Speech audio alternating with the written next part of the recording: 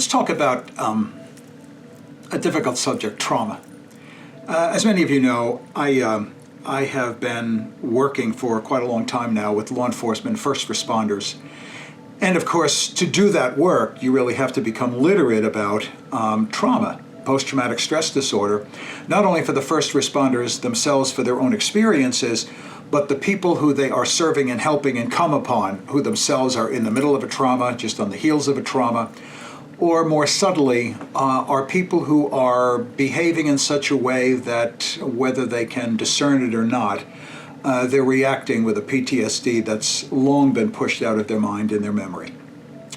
Maya Angelou one time had this, she said one time, this is a great quote, she said, "There is no greater agony than bearing an untold story inside you." And that's a really good way to talk about PTSD.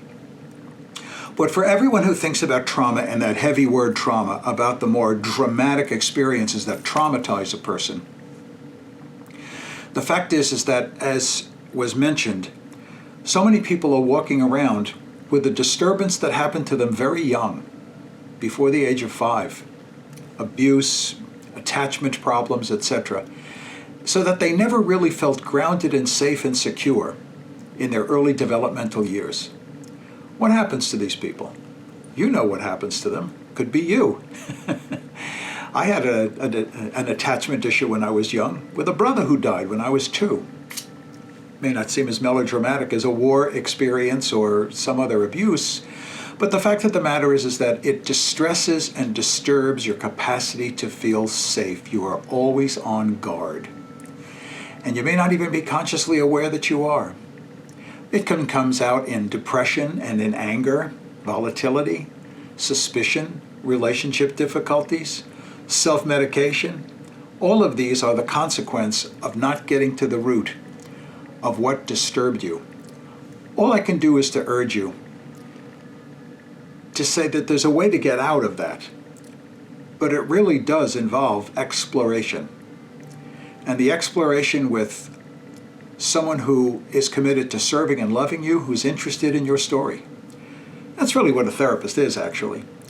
You know, when you come to a therapist, I don't know you, but I'm interested in your story, want you to tell me your story, and you have my word that I will respond to you with compassion and make you feel as safe as can be in this room. So, I would urge you to think about what has perhaps disturbed your sense of safety, because at the end of the day, do you know what recovery from trauma is? Do you know what resilience is? Feeling safe. Feeling safe. Do whatever you can to get back to a place where you can feel safer.